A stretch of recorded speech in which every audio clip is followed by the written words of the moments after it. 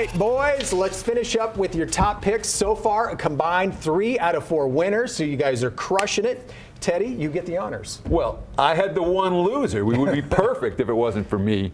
But let's see if we can get back on track this week. There's a game that absolutely stands out to me, and that, of course, is Arizona and LA.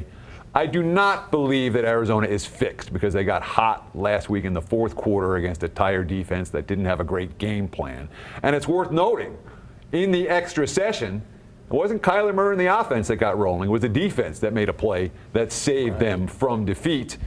Sean McVay has owned Cliff Kingsbury to the tune of 6-1 straight up, 5-1-1 against the spread in the 7 meetings between these two head coaches. And McVay not amused in the slightest about LA's second half collapse last week against Atlanta. So I think LA takes care of business in Arizona. I'm laying the points with LA.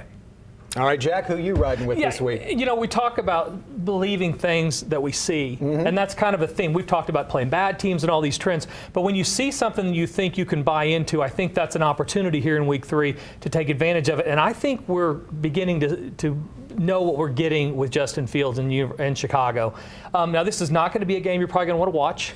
So you're going to want to go ahead and place your bet and then throw the TV at the lake or something, because it's not going to be a great spectator game. But from a wagering standpoint, I think we know what we're getting here. Chicago is 9-3 to the under with Justin Fields starting at quarterback. They don't score a lot of points. Right. And I think unless this game is a water polo match or something like they got in week 1, they're not going to score a bunch of points. Chicago's not much of a home field advantage. They kind of turn early, but a lot of games up there. Houston, on the other hand, listen, this is not a great team, not one you're going to seek out to bet on or watch, but they are a team that kind of know who they are. They're like that head of the biology club shows up at the dance, she's made up, and all of a sudden you know she's pretty. She knows exactly who she is and what she is, and I think Houston's that way. I'll take them plus the points against Chicago. You have the best analogies, Jack. You really do.